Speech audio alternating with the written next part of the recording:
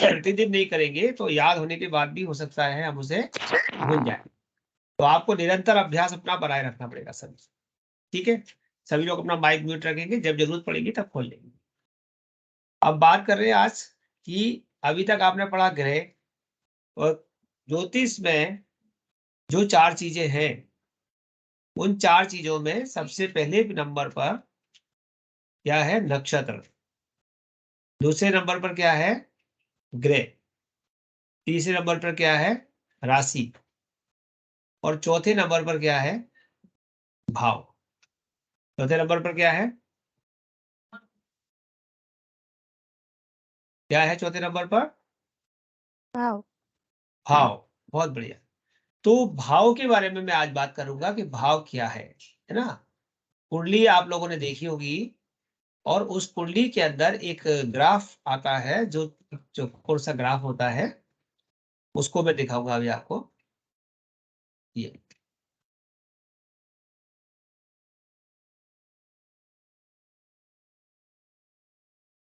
तो अब सबसे पहले देखेंगे कि ये जो हमारा चरम कुंडली का भाव है, ये लिखा है, जहां पर लिखा है फर्स्ट हाउस, आपको ये दिख रहा है फर्स्ट हाउस, ये ही पहला भाव है। ठीक है, ये लग्न है। जब भी कोई की कुंडली आप बनाओगे, सबसे पहले आपको कोई अंक जो राशि का मिलेगा 1 से 12 के बीच में, क्योंकि 1 नंबर मेष राशि का है और 12 नंबर कौन सी राशि का है? 12 नंबर कौन सी राशि का है? मीन राशि का। मीन राशि का है। तो आप ये जो फर्स्ट हाउस है, इसमें 1 नंबर भी हो सकता है, 2 भी हो सकता है, 3 भी हो सकता है, 4, 5, 6, 7, 8, 9, कुछ भी नंबर यहाँ आ सकता है। डिपेंड करता है उस जातक के जन्म समय पर, उसके आधार पर यहाँ पर नंबर आएगा। वो हम अभी जब लगन निकालने का प्रोसेस सीखने वाले हैं, उसमें हमें ये पता चल जाएगा कि इस समय यहाँ पर कौन सा नंबर चल रहा है। अब जो नंबर यहाँ आएगा, अगर मान लो अभी आज इस समय मान लो हम इस पे कौन सा नंबर मान ले, तुला, कन्या, कन्या या तुला इस समय चल रही है, तो हम 7 नंबर मान लेते हैं। ठीक है, यहां पर हम 7 नंबर मान लेते, तो कौन सी राशि हो गई? तुला। कौन सी हुई बताइए? तुला। तो इसके बाद दूसरे हाउस में कौन सी आएगी? तुला के बाद वृश्चिक। यहाँ पर 8 नंबर लिखोगे, यहाँ पर 8 लिखोगे आप। और वृश्चिक के बाद कौन सा नंबर लिखोगे? राशि और नंबर दोनों बोलो। राशि और नंबर दोनों बोलो। 9 और धनु। धनु। नवा। थर्ड हाउस में आप 9 और धनु लिखोगे। और फोर्थ में मकर। नंबर क्या है मकर का? 10 में आएगी। 10 नंबर मकर। आप 10 नंबर लिखोगे तो वो मकर माना जाएगा। ठीक है, और इसमें कौन सा लिखोगे आप? फिफ्थ में 11। सिंह का आएगा। कुंभ। हाँ, कुंभ लिखोगे। हाँ, कुंभ आएगा। ठीक है, कुंभ आएगा। 11। 11 में छठे हाउस में 11 में कुंभ नहीं, 11 में ही तो कुंभ आएगा सर। 11 कुंभ का है। छठे में कन्या। देखिए, हमको करना क्या है, यहाँ पर हाउस नंबर 6 है ये, और यहाँ पर राशि आ रही 11, तो हम देंगे छठे हाउस में कुंभ राशि बैठी है, क्योंकि यहाँ पे 11 नंबर आ गया। ठीक है ना, तो हाउस में राशि बदल सकते हैं। इसमें बताइए 7वें में कौन सी आ रही है? 12वीं आएगी। मीन आ जाएगी। आएगी ना। नेक्स्ट फिर मेष 1। मेष। उसके बाद फिर वृष। फिर मिथुन कर्क। मिथुन 3। फिर कर्क 4। 4 में कर्क आ जाएगा। 5 में सिंह आ जाएगा। सिंह 5। सिंह और कन्या। कन्या 12th में पहुंच जाएगी। ठीक है, उसके बाद वापस तुला पे आ जाएंगे। इससे क्या बात समझ में आई? इससे एक बात समझना आपको, ये जो भूमि है, हमारा पृथ्वी है, 360 डिग्री का है। इसको स्क्वायर में करके बताया आपको। हम चाहेंगे तो इस कुंडली को राउंड में भी बना सकते हैं। ठीक है, आपने पुरानी कोई कुंडलियां देखी होगी, उसमें राउंड में भी बनी होती है। हमने स्क्वायर इसलिए बना लिया कि हमको थोड़ा सा जो हमारा रहने का प्लॉट होता है वो स्क्वायर होता है तो अच्छा लगता है। तो हमने ये स्क्वायर बना ली। तो कहने का तात्पर्य यह है कि ये जो हाउस है ये फिक्स है, ये पहला हाउस फिक्स है कि ये पहला हाउस किसका है, लेकिन इसके अंदर जो राशि आती है वो इसका किराएदार है। वो इसका कौन है? किराएदार। हाँ, तो हम मान के चलते हैं ये पहला हाउस किसका है। इसमें अगर हम काल पुरुष की राशि देखेंगे तो काल पुरुष की पहली राशि कौन सी है? सूर्य आएगा, मेष। मेष आएगा। कौन सी राशि है भाई? नंबर 1 जो है वो काल पुरुष की पहली राशि है। काल पुरुष माने, काल माने समय, समय रूपी पुरुष। भगवान शिव को काल पुरुष कहा जाएगा या विष्णु को कहा जाएगा, दो तरह से आपको समझाया जाएगा आगे। तो काल पुरुष का जो सिर है और काल पुरुष का जो फर्स्ट हाउस है वो मेष राशि है, ठीक है। लेकिन ये मेष राशि जिसकी है ये भवन उसका है, मतलब ये मेष का भवन है, ये प्लॉट उसके पास है, मेष के पास है। लेकिन मेष यहाँ पर नहीं रह रहा, मेष ने किसी और को दे दिया। किसको दिया है? अभी अभी मैंने किसको बताया था? तुला को। किसको दे दिया? तुला। तुला को दे दिया।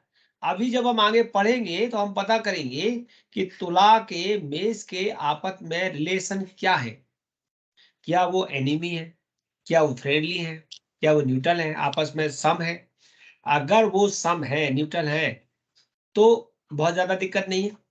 अगर फ्रेंड है तो बहुत अच्छा है, दोनों एक दूसरे के दोस्त हैं, कभी मकान मालिक और किराएदार में झगड़ा ही नहीं होगा।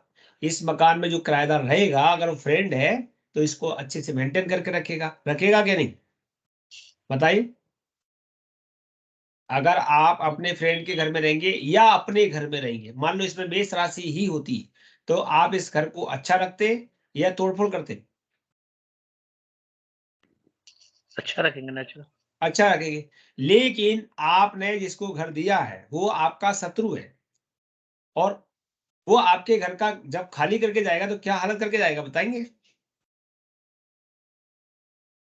नुकसान करके जाएगा। हाँ, वो पूरी तरह से उसको यूज करने के बाद ऐसा ही छोड़ जाएगा। जगह जगह से आपकी दीवारें अगर वो सीड़ खा रही है तो खा रही है, पुताई नहीं हुई तो नहीं सही, लाइट वगैरह खराब हो गई तो हो गई, भाई साहब वो मेरा हो गया और आप मेरा पेमेंट वापस करो, मैं जा रहा हूँ। क्योंकि उसको तो आपसे दुश्मनी निकालनी है। तो जो एनीमी ग्रह राशि होगी उस भाव की, वो उस भाव को खराब करेगी। अभी हम फ्रेंडशिप पढ़ेंगे ग्रहों की तब पता चलेगा। लेकिन सबसे पहले हमको पता करना है इन भावों में जो राशि होती है, इसका मतलब ये भाव स्थिर हैं। जो इसमें दिख रहा है आपको, पहले भाव में मेष, दूसरे में वृषभ, तीसरे में मिथुन, चौथे में कर्क, पांचवें में सिंह, ये इनकी काल पुरुष की स्थायी राशि है। लेकिन जब लग्न बनती है तो इसके अंदर रेंट वाली राशि आ जाती है जो उस समय उदित हो रही होती है। तो उदित हो रही होती है, कहां पे उदित हो रही होती है? इसको कहते हैं लग्न। क्या कहते हैं? लग्न। लग्न। तो पूर्वी क्षितिज पर, आप लिखिए लाइन, पूर्वी क्षितिज पर जन्म के समय पर जो राशि उदित हो रही होती है वह जातक की लग्न होती है।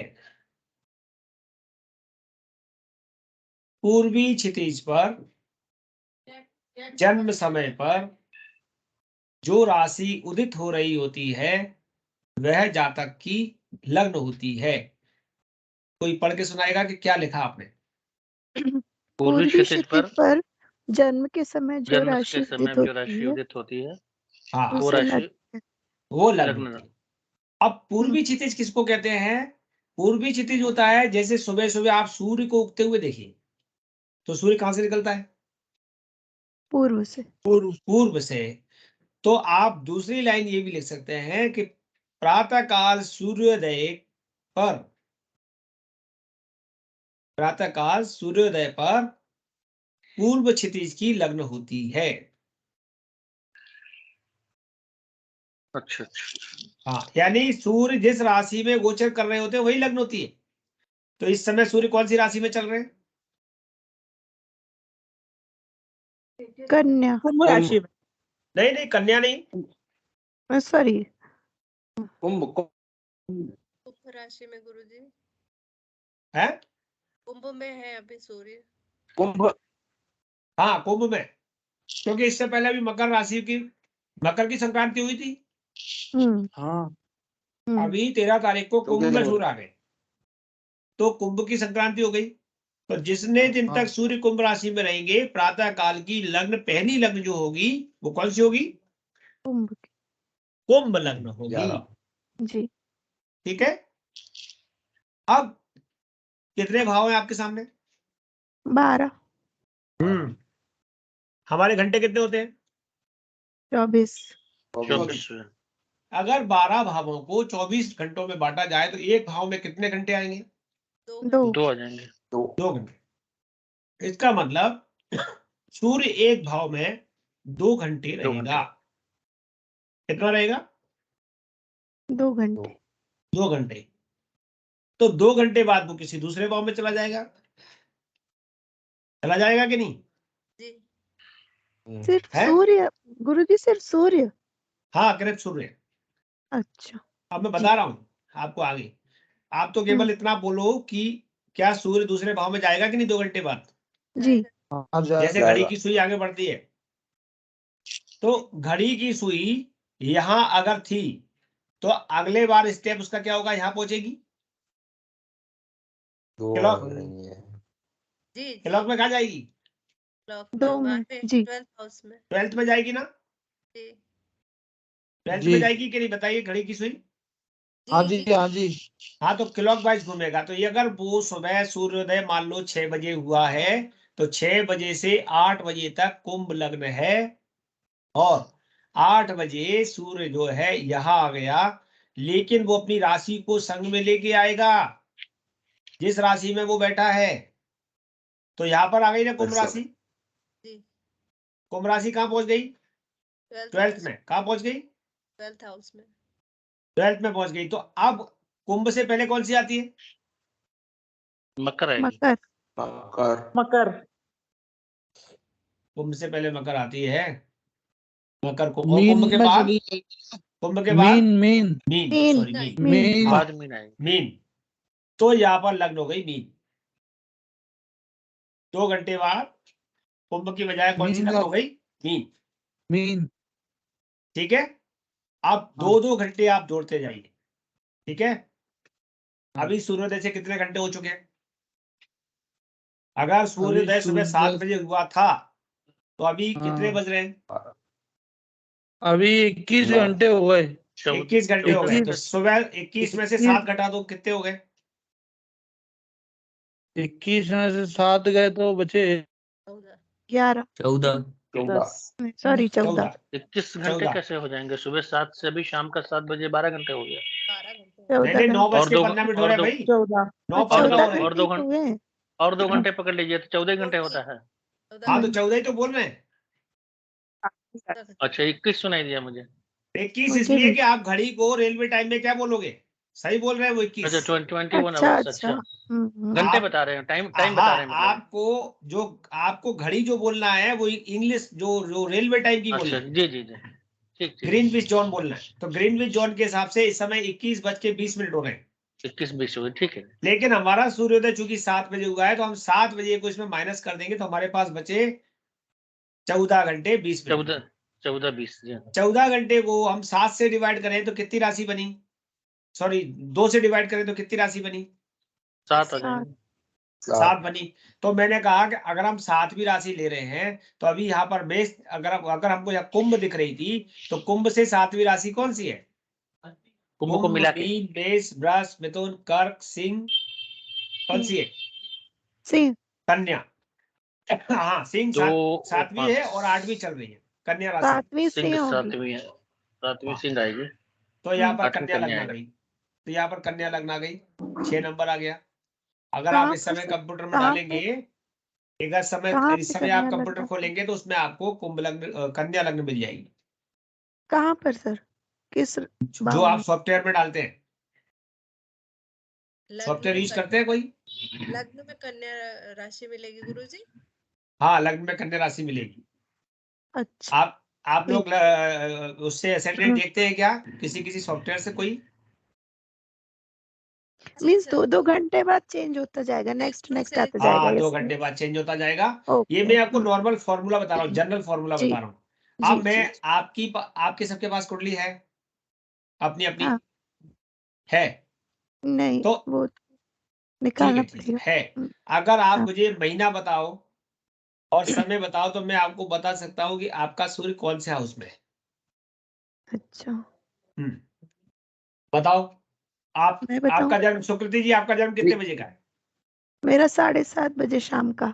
शाम को 7:30 बजे है, तो आपका सूर्य लगभग 7th और 8th के बीच में है। 7th में ही होगा, सप्तम हाउस में, यहाँ पर जी, या फिर यहाँ होगा। बताइए दोनों में से कहाँ है? मेरी राशि से है सर। आप सन देखिए, सन चंद्र कहाँ बैठा है, इसमें कि इसमें, 6 में कि 7th में? सर, वो देखना पड़ेगा, निकाल के कोई कुंडली बात नहीं मेरी होगी राशि। अभी। अगली बार ऐसा पढ़ो तो कुंडली सामने रख लेना। जी, इसको याद है कि मेरा सन कहाँ बैठा है, मेरे को मत बताना, लेकिन इतना बताओ कि आपका टाइम क्या है। हाँ, जी सर। और कोई बताओ अपना टाइम। गुरुजी सुबह 5:51 पर। सुबह 5:51। महीना कौन सा है? जनवरी। जनवरी है।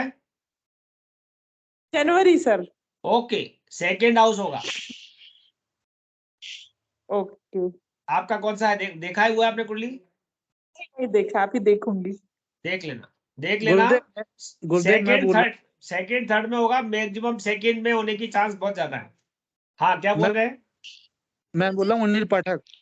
हाँ, मेरा जन्म जो है गुरुदेव 3:10 का है। रात में?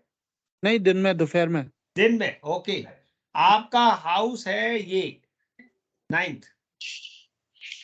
नहीं गुरुदेव, अगस्त तो के महीने का जन्म है। है अगस्त के महीने में, अगस्त के महीने में है 15 तो अगस्त को। नहीं, वो ठीक है। आपका ये 8th और 9th में से ही आ रहा है, कोई कौन सा है?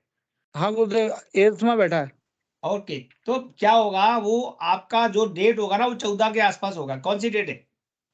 15 तारीख है, 15 अगस्त का। हाँ, तो मैंने कहा ना 14 के आसपास है। तो क्या होता है, हमारी हाँ, संक्रांति कब होती है, सबको मालूम है?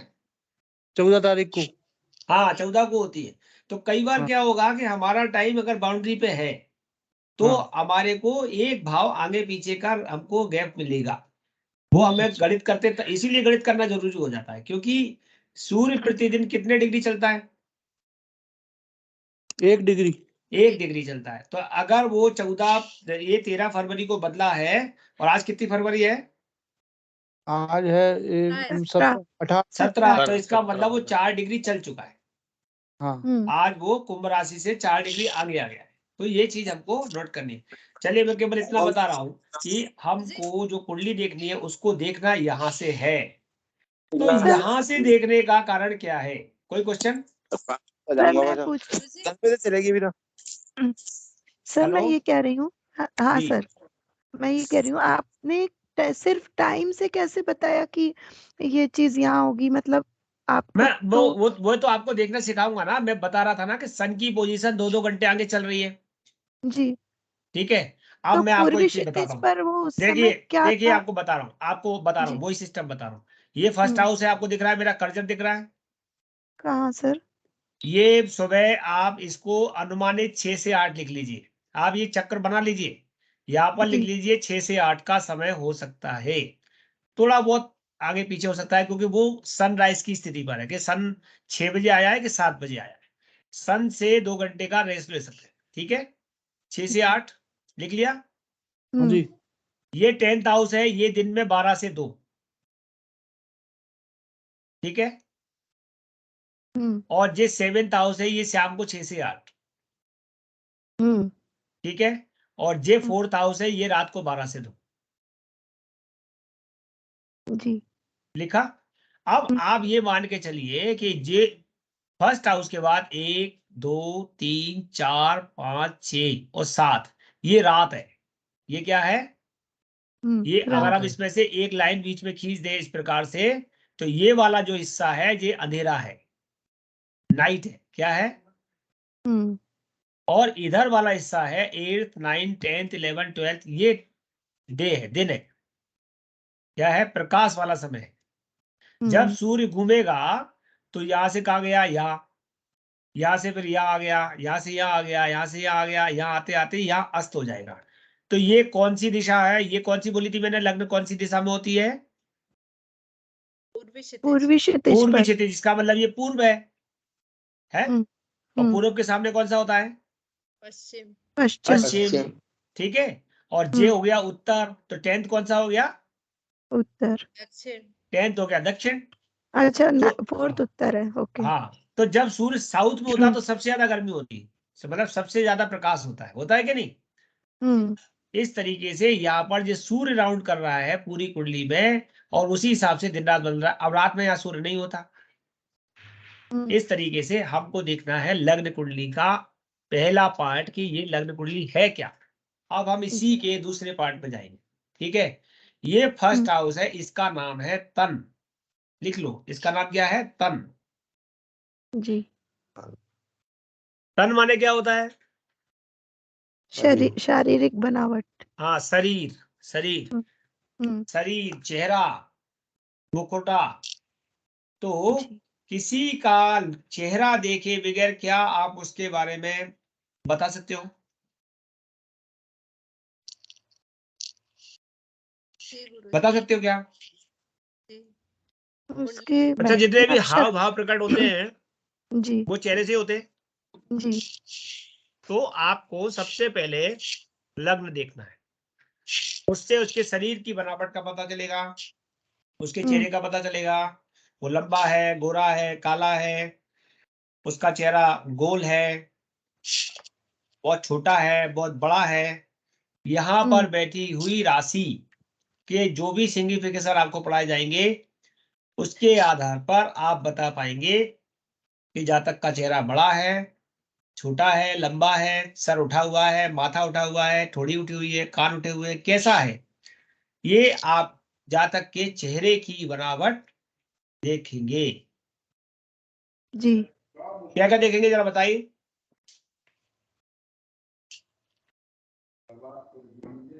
कौन बताएगा?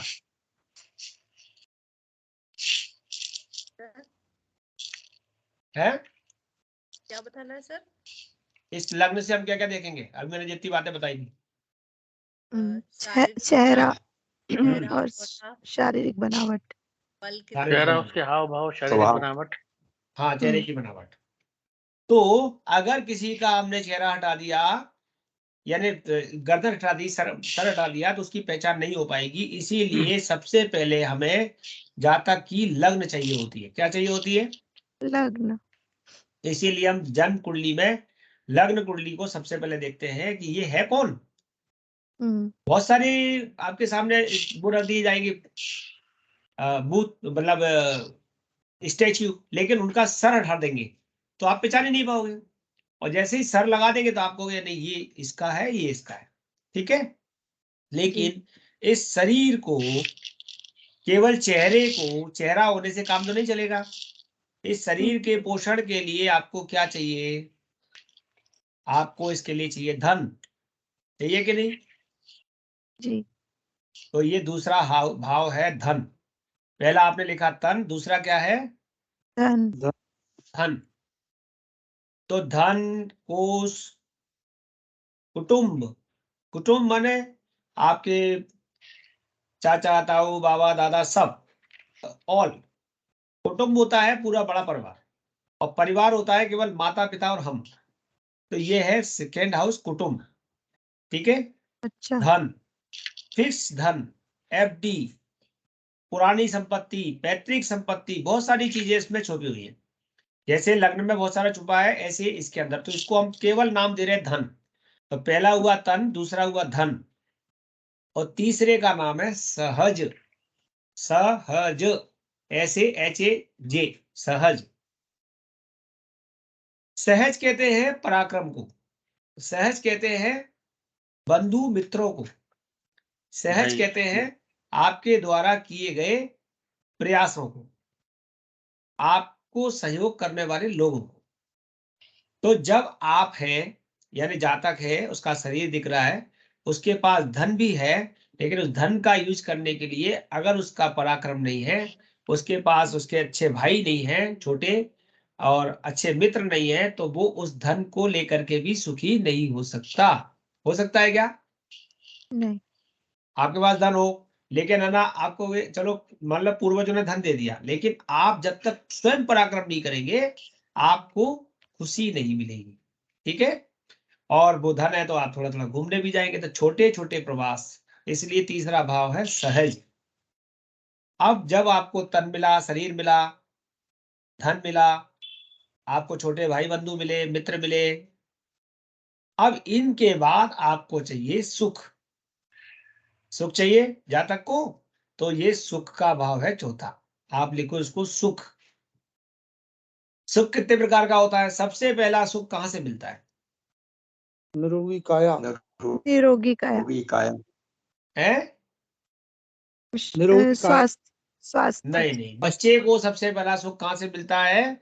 बच्चे को माँ बाप। सबसे पहला सुख मिलता है कहाँ से, बताइए? माँ माँ बाप बाप से पहले है? माता से। माता पिता। बिल्कुल बिल्कुल, माता से। यहाँ से माता से मिलता है, इसलिए ये इसका दूसरा नाम है माता का भाव। क्योंकि माँ की गोदी में जो उसे सुख मिलता है वो कहीं नहीं मिलता। आप कोई भी ले लो, वो जैसे ही उसको आप पलंग पे लेटाओगे फिर रोने लगेगा, फिर माँ अपनी गोदी में ले लेगी फिर हंसने लगेगा। तो सबसे पहला सुख मिलता है उसे माँ से। तो इसलिए चौथे भाव को कहते हैं सुख का भाव, माँ का भाव। और माँ का सुख है तो सारे सुख है, और माँ का सुख नहीं है तो कोई सुख नहीं है। क्यों? माँ उसका लालन पालन पोषण रहना, जब तक वो अपना समझदार नहीं हो जाता सारी व्यवस्था उसकी माँ ही बनाती है। ठीक है ना? तो इसलिए मात्र सुख को देखना है तो इसी से देखेंगे। अब थोड़ा बड़ा हो जाएगा तो वो अपने सुखों की बात करेगा, अपने सुखों की बात करेगा तो वो साइकिल खरीदेगा, स्कूटर खरीदेगा, वाहन खरीदेगा, कार खरीदेगा, मकान खरीदेगा। तो इसका मतलब वाहन सुख भी इसी में है, लग्जरी सुख भी इसी में है, मकान का सुख भी इसी में है, जमीन जायदाद भूमि विद्या। विद्या मतलब जो एजुकेशन लेगा, पढ़ाई करेगा, संस्कार जो लेगा वो भी इसी में है। लेकिन हम इस भाव को केवल एक नाम देंगे, सुख। तो मैंने चार कौन कौन से नाम बता दिए? तन तनु धन भाव, धन धन सहज तन और धन सहज। पराक्रम और सुख। सुख। सहज। सुख। हम्म, जब उसे सुख मिलता है, मैंने कहा बड़ा हुआ, उसने मकान भी बनाया, वाहन का सुख भी लिया, विद्या भी ली, तो आगे उसके विवाह आदि के लिए संतान का विचार। पंचम भाव है सुत। पंचम भाव को लिखिए सुत। सुख। सुत माने पुत्र संतान, पुत्र। यानी संतान का सुख। हालांकि इस भाव में भी बहुत सारी चीजें आएंगी, बुद्धि आएगी, चौथे भाव में विद्या आएगी, पांचवें भाव में बुद्धि आएगी। अब विद्या और बुद्धि में क्या अंतर है, कोई बता सकता है?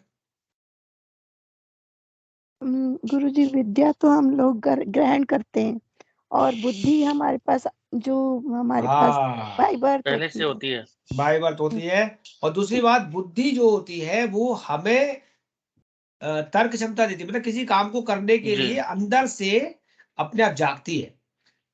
विद्या जो होती है वो होती है संस्कार। एक तरह से विद्या होता है संस्कार, जैसा बच्चों का जैसे पीटी कराते हैं 2 3 4 5, वो विद्या है। यानी विद्या माने संस्कार, उसको जैसा ढाला गया वो वैसा होता चला गया, उसने अपना दिमाग नहीं लगाया। लेकिन जब वो बुद्धि की तरफ आया तो वो अपना दिमाग लगाने लगता है, कि आपने उसको गणित का एक एग्जाम्पल समझाया, उसने 4 एग्जाम्पल को हल कर लिया। ठीक है, अगर उसके पास बुद्धि होगी तो वो आपके 4 एग्जाम्पल हल कर लेगा। अगर उसके पास बुद्धि नहीं होगी तो जितना आपने बताया था तो ये कहेगा सर आपने ये बताया था, ये मैंने कर लिया। तो विद्या कहते हैं संस्कार को, यानी किसी को कह दिया आपने कि तुमको यहाँ से यहाँ तक जाना, वहीं तक जाएगा, अपना दिमाग नहीं लगाएगा। ठीक है, तो जब तक वो मिडिल एज में होता है बच्चा, मिडिल क्लास तक होता है, तब तक उसका विद्या भाव यहीं पर है, चौथे भाव में। लेकिन जैसे ही मिडिल से ऊपर जाता है तो उसे सब्जेक्ट चुनना होता है, आगे की पढ़ाई करनी होती है, तब उसके बुद्धि कौशल का पता लगता है। और जब वो बुद्धि का प्रयोग करता है तो वो आगे बढ़ता है। तो बुद्धि के लिए, और बुद्धि को बहुत प्रकार से, बहुत ढंग से आप देखोगे, अनेक प्रकार से। जैसे अभी आप ज्योतिष पढ़ रहे हो, हमने आपको कोई एक बात बता दी, सर आपने तो इतना ही बताया था, लेकिन हमने जो बात बताई है कि तन का मतलब बहुत ब्रॉड है, बहुत बड़ा है।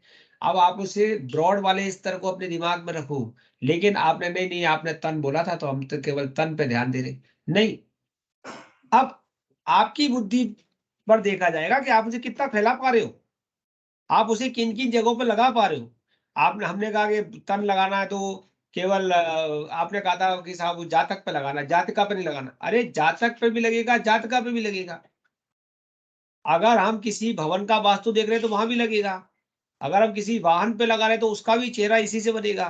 अगर हम किसी जीप पर लगा रहे हैं तो उस पर भी लगेगा। हर जगह लगाने का तरीका थोड़ा थोड़ा बदलेगा, लेकिन तन के बारे में मतलब लग्न सबकी यहीं से देखी जाएगी, यहीं से उसके चेहरे होने की बात की जाएगी। तो हम उस एग्जाम्पल को जगह जगह सेट कर सके, ये हमारी बुद्धि कौशल है। ठीक है। तो पंचम भाव होता है सुध का, लेकिन सुध के साथ साथ बुद्धि, प्रणय स्थान, मंत्र, तंत्र, बहुत सारी चीजें आगे आएंगी। छठवां हाउस है आपका रिपु। क्या बोला मैंने? रिपु लिख लीजिए। रिपु माने क्या होता है? शत्रु। दुश्मन, शत्रु। शत्रु, तो दुश्मन। आपके दुश्मन। संसार में कितने रिपु होते हैं जो भयंकर होते हैं? तो जातक की संसार में 3 रिपु भयंकर होते हैं जो उसको बर्बाद कर सकते हैं। पहला है ऋण, दूसरा है रोग और तीसरा है शत्रु। ऋण, रोग, शत्रु। क्या? अगर कोई ऋण में फंसेगा तो उससे बाहर निकलना उसका कई बार मुश्किल होता है।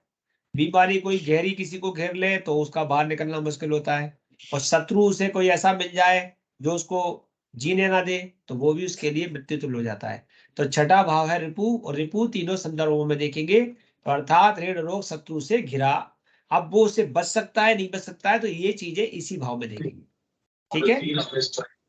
तो हमने बोला तन, धन, सहज, सुख, सुत, रिपु, और 7वें हाउस में लिखेंगे आप लोग भार्या ऑब्लिक भर्ता। इसको आप स्पाउस लिख लीजिए, है ना, पति पत्नी दोनों लिख लीजिए। अगर लड़की की कुंडली देख रहे हैं तो उसका पति देखो। सर कुछ डिस्टरबेंस आ रहा है, किसी का म्यूट नहीं हुआ लगता है। प्लीज अपना माइक म्यूट कर ले सब लोग, जब जरूरत पड़ेगी बुलवा लेंगे। माइक म्यूट कर ले। हाँ सभी लोग। तो 7वां हाउस है। माइक किसका बंद खुला है भाई? माइक बंद कर लीजिए प्लीज। ओके। तो 7वें हाउस में आप लिख लीजिए भार्या, भार्या ऑब्लिक भर्ता, कुछ भी लिख लीजिए, या पति पत्नी लिख लीजिए। लेकिन जब हम पढ़ते हैं पुराने समय में श्लोक को लिखा गया था तो ऐसे लिखा गया था तन, धन, सहज, सुख, सुत, रिपु, भार्या, ऐसे लिखा गया। क्यों? पहले जातक शास्त्र होते थे, जातका शास्त्र नहीं होते थे। मतलब जातक माने केवल मेल्स की कुंडली बनती थी, फीमेल्स की नहीं बनती थी, क्योंकि फीमेल्स अंडर में रहती थी, जैसा वो घर संभालती थी, पुरुष जाते थे बाहर, पुरुष बाहर के काम करते थे। लेकिन देश काल पात्र बदला और महिलाएं भी पुरुषों के बराबर काम करने लगी, तो अब हमें उसके बाद उन्होंने जब रचना हुई तो बृहद जातकम के आधार पर स्त्री जातकम की रचना भी हुई, यानी स्त्रियों का भी ज्योतिष वो बनाया गया। और उसके अंतर्गत 7th हाउस को स्त्री के लिए पति का भाव और पुरुष के लिए पत्नी का भाव बना दिया। ठीक है। तो 8वां भाव है कष्ट। क्या लिखेंगे? कष्ट। सभी प्रकार के कष्ट जो होते हैं वो 8वें भाव से देखते हैं, यहाँ तक कि मृत्यु का भान भी हम 8वें भाव से करते हैं। गुप्त समस्याएं, गुप्त धन की प्राप्ति, यानी जो भी कुछ छुपा हुआ है रहस्य हमारे जीवन का, वो 8वां भाव है। 9वां भाव धर्म और पिता, धर्म पिता, राज्य, धर्म लिख लीजिए केवल उसको। और 10वां भाव कर्म, तो जो भी जीवन में वो कर्म करेगा, रोजगार करेगा, नौकरी करेगा, व्यापार करेगा, कौन सा व्यापार कर सकता है, ये 10वें भाव से देखेंगे, तो इसको नाम लिखेंगे कर्म। 11वां भाव है लाभ, ऑल डिजायर, सब जगह से जितनी भी प्रकार से किसी भी काम से वो जो लाभ करेगा वो वहां पे 11वें हाउस में देखेंगे। अब आपने लाभ बहुत कर लिया तो खर्चा, तो 12वां भाव है व्यय, 12वें भाव में सभी प्रकार के खर्चों की बात करेंगे। तो ऐसे करके एते द्वादश भावाः चिंतनीया, एते द्वादश भावाः चिंतनीया, इस प्रकार से 12 भावों से विचार करना चाहिए। इस प्रकार से 12 भावों से विचार करना चाहिए। तो मेरी जो पूरी लाइन है वो कौन पढ़ के सुनाएगा भाई? कोई एक जरा सुना दीजिए जिसने लिखा हो। क्या प्रथम भाव सुनाना है तनु, गुरुजी? तनु भाव। तन, आप द्वितीय ऐसे भाव बोलिए, धन ऐसे बोलिए, तन धन सहज सुख सुत रिपु तन- भार्या कष्ट धर्म कर्म लाभ व्यय से इन भावों से इस प्रकार से विचार करना चाहिए, जो मैंने लाइन लिखाई है। कौन सुनाएगा? तो मैं सुना दी जी सुना सुनाइए। देती। तन धन सहज सुख सहज रिपु भार्या या भर्ता कष्ट धर्म कष्ट कष्ट धर्म के धर्म बाद कर्म लाभ व्यय, इस प्रकार से इन भावों का विचार करना चाहिए। बहुत बढ़िया, बहुत बढ़िया। तो सभी लोग इसी प्रकार से 2 लाइनों को लिख लो और इसे याद कर लो। अभी हम केवल इतने बात करेंगे कि हम 12 भावों के ये नाम याद करेंगे, जो मैंने आपको छोटा सा इंगिटेशन दिया है, ये याद रखेंगे। अभी आपसे पूछा जाए कि किसी के कर्म के बारे में आपको कौन सा भाव देखना है, तो आप तुरंत इस पे पहुंच जाएंगे। और मैं कहूंगा किसी को पिता का सुख देखना है, तो आप तुरंत इस पे पहुंच जाएंगे। धर्म की बात करना है, धर्म उसके जीवन में कैसा है, तो आप इस पे पहुंच जाएंगे। किसी के जीवन में बहुत मृत्यु तुल्य कष्ट है, तो तुरंत आप इस पे पहुंच जाएंगे। स्पाउस की समस्या है, पति पत्नी की समस्या है, शादी की समस्या है, शादी हो रही है नहीं हो रही है, होगी कि नहीं होगी, इसके लिए इस पे पहुंच जाएंगे। कोई उसका ऋण रोग शत्रु है, इस पे आ जाएंगे। संतान हो रही है नहीं हो रही है, संतान से परेशानी है, आप इस पे आ जाएंगे। पढ़ाई में दिक्कत आ रही है, आप इस पे आ जाएंगे। पढ़ाई में दिक्कत यहाँ पर भी आ जाएंगे। कोई ऐसे कोई लाभ की समस्या आ रही है, आप तुरंत इस पे 11वें भाव पे चले जाएंगे। खर्चा बहुत होता है, एफडी वेफडी ज्यादा करा दी, बहुत खरीदारी कर ली, मकान। खर्चे 2 प्रकार के हो सकते हैं, लेकिन पैसा तो जेब से जा ही रहा है।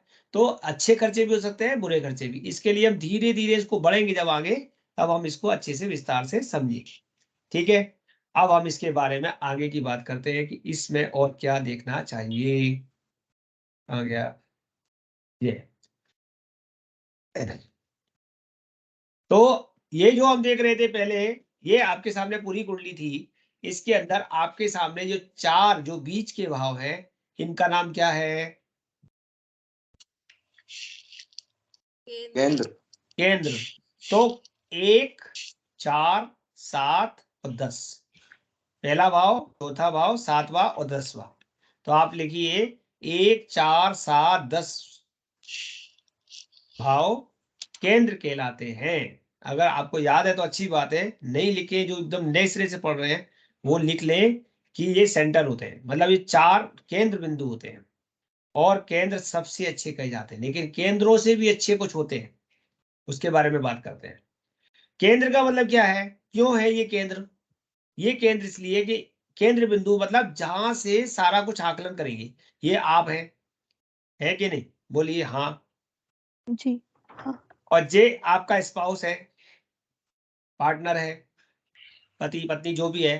तो ये आप दोनों एक दूसरे के बगैर ये जिंदगी अधूरी है, इसलिए ये दोनों केंद्र है। ठीक है, ठीक है ना? अब जी। हाँ, ये इनका 180 डिग्री का केंद्र है। 180 डिग्री हो जाएगा, यहां से आप सीधी लाइन खींचेंगे 180 हो जाएगा। लेकिन इनको 90 डिग्री के जो केंद्र मिले, वो भी बड़े काम के। अब ये 90 डिग्री का केंद्र है दूसरा, ये इसकी कौन है? ये इसकी कौन है? माता। भार्या माता, बिल्कुल माता। ये इसका कौन है? पिता। तो हमारे जीवन में हमारे केंद्र में कौन होते हैं? माता पिता। माता पिता के जीवन में कौन होते हैं? बच्चे। तो हम उनके केंद्र है, वो हमारे केंद्र है। हम आप लोग आपस में किसके लिए जी रहे हैं? भाई माँ बाप बच्चों के लिए रहे, बच्चे माँ बाप के लिए, सब एक दूसरे के लिए तो जी रहे हैं परस्पर। वो बात अलग हो सकती है कि माँ बाप बच्चों के लिए ज्यादा जीते हैं, लेकिन वो जो बच्चे हैं माँ बाप के साथ साथ फिर वो अपने बच्चों के लिए ज्यादा जीते हैं कि नहीं जीते? बताइए। जी। इसीलिए कहा गया कि केंद्र से ज्यादा बली त्रिकोण हो गया। कि जब आप ये केंद्र है, आप अपनी माँ का ध्यान रखेंगे, आप अपने पिता का ध्यान रखेंगे, आप अपने स्पाउस का ध्यान रखेंगे, लेकिन इन सबसे ज्यादा आप ध्यान रखेंगे इसका।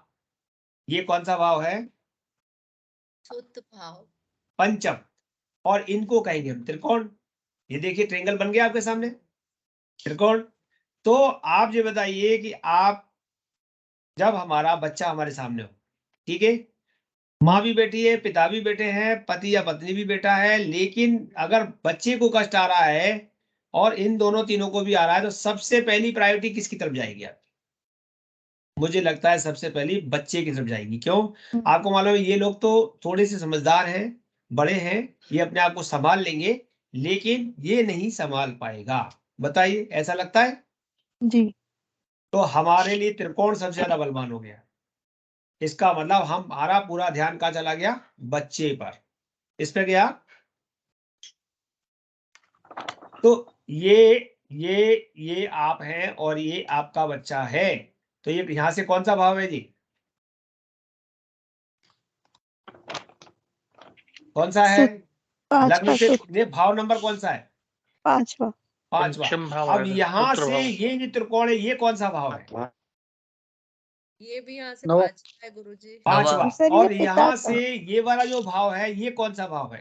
ये 9 भी से यहाँ ये पांचवा। यहाँ तक, ये भी नवा पांच। नवा। यानी सारे आपस में पिता। 5वें भाव हैं। तो 5वां भाव किसका होता है ये बताओ? उत्तर सूत्र भाव। का है। संतान का। तो हम्म। संतान का होता है, तो जे आपकी संतान है और जे हम्म। इसकी संतान है। तो अब ये हाँ। बताइए, मूल से ज्यादा क्या प्यारा होता है? ब्याज। ब्याज। ब्याज। हाँ, तो नवा भाव तो और भी ज्यादा प्यारा हो गया। भाई हम्म। आपके बच्चे का जो बच्चा है, आप उसकी तरफ और ज्यादा केंद्रित हो जाएंगे। होंगे कि नहीं होंगे? लेकिन वो तो है? पिता का भाव है सर। अरे पिता का भाव तो हमने बदल दिया था, अभी आपके सामने दिखाया नहीं था? ये धर्म पिता और कर्म पिता दो तरह से है। पिता भी है, मैं बता रहा हूँ, पिता भी है। आपके पिता का भाव भी बता रहा हूँ, समझ गए ना? चलिए, अभी ये क्या हुआ? ये इसका बच्चा कौन है? ये। ठीक है, सुकृति जी आपने बोला ना पिता का भाव है। जी सर। ठीक है, ये ये तो पहले तो ये 9वां बताओ, भाव ये है ना इसका सर। बच्चा है कि नहीं?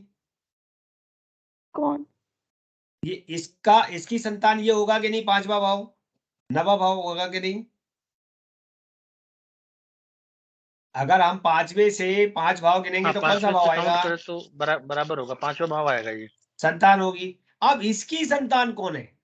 इसकी संतान, देखिए पहले तो ये उल्टा हमारा हो गया उल्टा बच्चे 40। का बच्चा, लेकिन अगर हम बात करें कि इसकी संतान कौन है, तो इसकी संतान कौन है? ये देखिए फिर कौन 5वें है? पे जाना पड़ेगा। तो आप ही हो गए ना इसकी संतान। अभी आपने सुना है कि श्राद्ध में पोते को खिलाने से श्राद्ध लगता है? कितने लोगों ने सुना रखा है? फिर जी से बोले। गुरुजी, सुना है गुरुजी, सुना है। सुना है ना? हाँ जी गुरुजी। इसका मतलब वो तीसरी पीढ़ी में लौट के रिटर्न वही है वो। अच्छा। हाँ, वो आपका समझ गई बावा सर। है, वो आपका बावा है। वो बच्चा जो है ना छोटा, वो आपका बावा है। अच्छा, पंजाबियों में देखो, किसी ने देखा है बच्चे को खिलाते हुए उसको बाबा बाबा करते? कितने लोग पंजाबी आप में से कोई है? नहीं है? पंजाबियों को देखना, वो अपने बच्चे को, छोटे बच्चे को खिलाते उसको बाबा बाबा कहते हैं। मैं तो कभी खिलाते खिलाते मैं जब अपने जीवन में ये एक्सपीरियंस करा कि मैंने कि ये क्यों बाबा बोल रहा है, जब मैं पढ़ाने बैठा तो मुझे पता चला कि ये त्रिकोण में बाबा यहीं पर बैठा है। कभी हमारे पढ़ाते वक्त कहा कि वो तीसरी पीढ़ी में वो का वही आ जाता रिटर्न, तुम्हारा पढ़ा के तीसरा भाव तो नवा भाव है क्या? तो हम इसी ट्रेंगल में घूमे हुए हैं। ठीक है, जब हम इसी ट्रेंगल में घूमे हुए हैं, तो इस त्रिकोण को अब आप उल्टा कर दीजिए। ये वाला जो त्रिकोण बना हुआ है, इसको आप यहां से खींच लेना। एक त्रिकोण ये 11वां भाव, तीसरा भाव और 7वें भाव तक आप त्रिकोण खींचिए और फिर देखिए आपके सामने क्या बन रहा है। षटकोण बन रहा है। कॉपी में आप बनाइए, यहाँ पे नहीं बना हुआ है, आप बनाइए एक त्रिकोण और उसके ऊपर दूसरा त्रिकोण बनाइए उल्टा करके। तो बताइए षटकोण बन रहा है?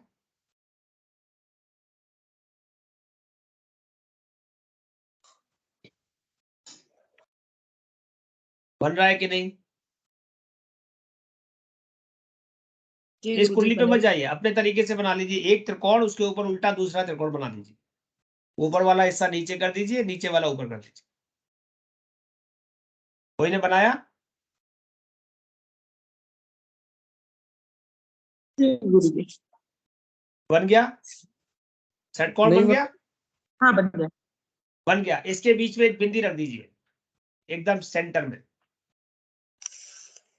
नहीं बना गुरुजी। नहीं बन अरे, रहा, कैसे बन रहा जिसका है बन इसमें? गया है वो अपना टेलीग्राम पे भेजिए।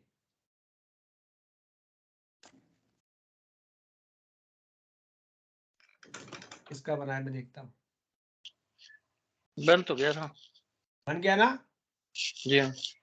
ओके, चलिए। तो जो आपका षटकोण बन गया है उसके बीचों बीच में एक बिंदी रख दीजिए।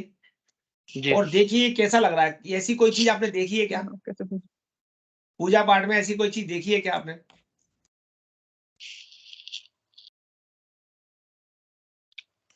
गुरुजी नवग्रहों के लिए बनाते हैं, तारा बन नहीं, गया। जो यंत्र होता है उसका- तांबे का आप यंत्र लाते हैं, वो लक्ष्मी यंत्र लक्ष्मी में यंत्र यही बन गया। षटकोण होता है। लक्ष्मी यंत्र हाँ लक्ष्मी सही यंत्र कह रहे हैं, बन गया। बिल्कुल यंत्र यंत्र बनता है। यंत्र बनता है षटकोण बराबर।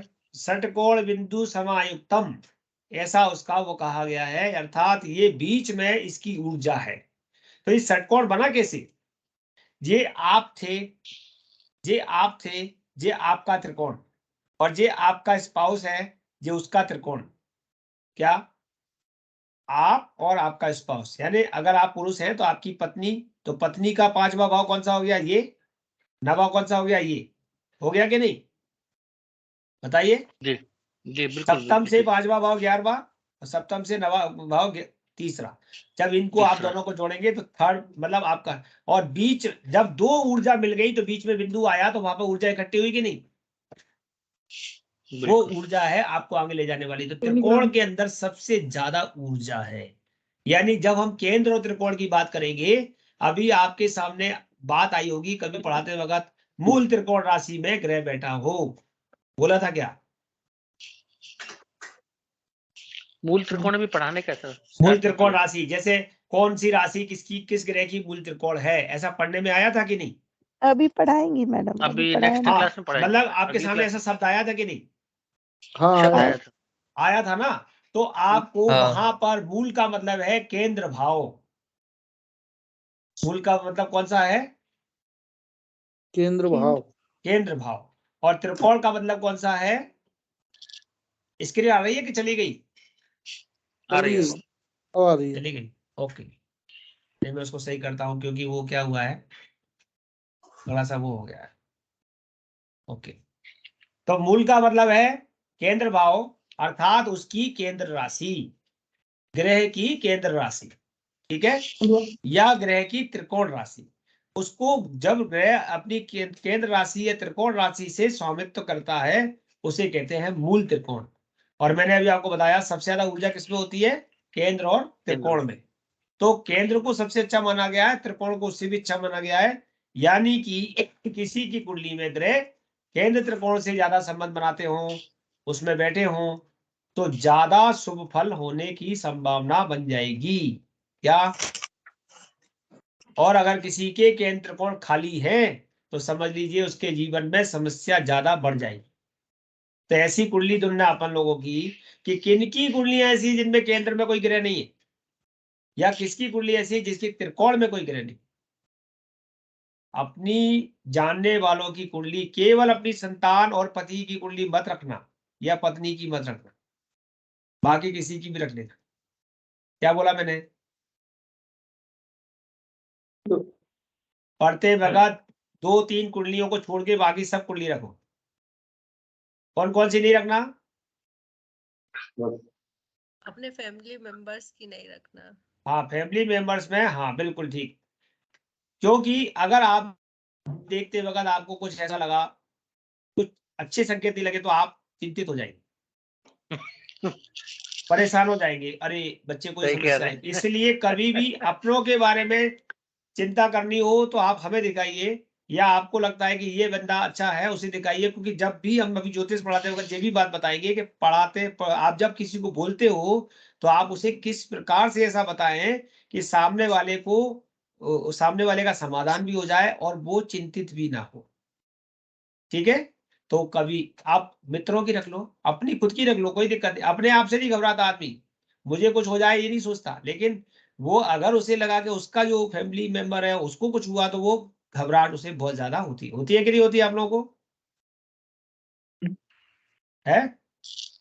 अच्छा, तो आपको, तो सबसे अच्छे भाव कौन से हैं? केंद्र और त्रिकोण। त्रिकोण। त्रिकोण। तो केंद्र भाव कौन से हैं? 1 4 7 9 10 10, और 1 4 7 4 10 7 10। और त्रिकोण कौन से हैं? 1 5 9 1 5 1 9 5 9। ठीक है, 1 5 9। बार बार स्क्रीन जा रही है, चलो मैं देखता हूँ क्या कारण है। कंप्यूटर थक गया लगता है। ठीक है, अब हम आगे की बात करेंगे कि इसके आगे कहा गया, ये हो गया त्रिकोण। अब ये भाव होते हैं परफर, ये केवल समझने के हैं, आगे फलित में इनका प्रयोग होगा। केंद्र 100% फल दे रहा है, त्रिकोण 75 दे रहा है, तो परफर 50% फल दे रहा है। कितना दे रहा है? परफर 50%। तो परफर भाव कौन से हो गए? 2, 5, 8, 11 कौन से हो गए परफर? 2, 5, 8 और 11। 8, 5, 11, 2, 5, 8, 11। इसके 2, बाद 5, होते 8, हैं 11। आपोक्लिप। इनकी परिभाषा में ज्यादा बाद में बताऊंगा, आज केवल नाम बता के बंद करूंगा इसे। तो आपोक्लिप, आपोक्लिप कौन कौन से होते हैं? 3, 6, 9, 12 कौन से होते हैं? 3, 6, 9, 12। आप नाम लिख लीजिए, याद करने पड़ेंगे, आगे पीछे या दिमाग में रखने पड़ेंगे, ठीक है। आपोक्लिप के साथ साथ होते हैं उपचय। उपचय भाव कौन से होते हैं? 3, 6, 10, 11। और इनको छोड़ दें तो बाकी सब हो जाता है अपचय। जो बच गए वो सब हो गए अपचय, उपचय और अपचय, ठीक है। सबका अर्थ बताऊंगा मैं अगली क्लास में, फिलहाल आप इनको नोट कर लेना। उपचय लिख लो 3, 6, 10, 11। तो इसके अलावा जो बचे वो अगले भाव है चतुरस्र। चतुरस्र चौथे और 8वें, चौथे और 8वें को कहेंगे चतुरस्र, इनका फल विशेष है। इसके बाद होंगे चतुष्टय कंटक। चतुष्टय कंटक जिसको हम केंद्र कह रहे थे, ये चतुष्टय कंटक भी है। कंटक मतलब चतुष्टय तो कहा गया 4 का मतलब है, ये नहीं, ये कंटक भाव भी है। कौन से भाव है ये? कंटक भाव। कंटक। कंटक किसे कहते हो? अच्छा बताओ। कांटा। कांटा। तो ये कांटे हैं कि नहीं आपस में एक दूसरे? आ रही है सर। हाँ, वो कंप्यूटर में दिक्कत हो रही है तो मैं मोबाइल से चल किया वो भी। तो आज मैंने जितने भाव बताए फिलहाल आप उतने पे फोकस करिए। और अब मुझे बताइए, कल 5 बजे क्लास लेने को सब लोग तैयार हैं क्या? सर कल सर कल मत लीजिए सर। लगा कल दें। रहने दीजिए सर। महाशिवरात्रि हम छुट्टी कर दें, कल मत लीजिए जी। है ना। और हमारी संडे की क्लास जैसे कंटिन्यू होती है वैसे होगी। जी सर। जी जी ठीक ठीक।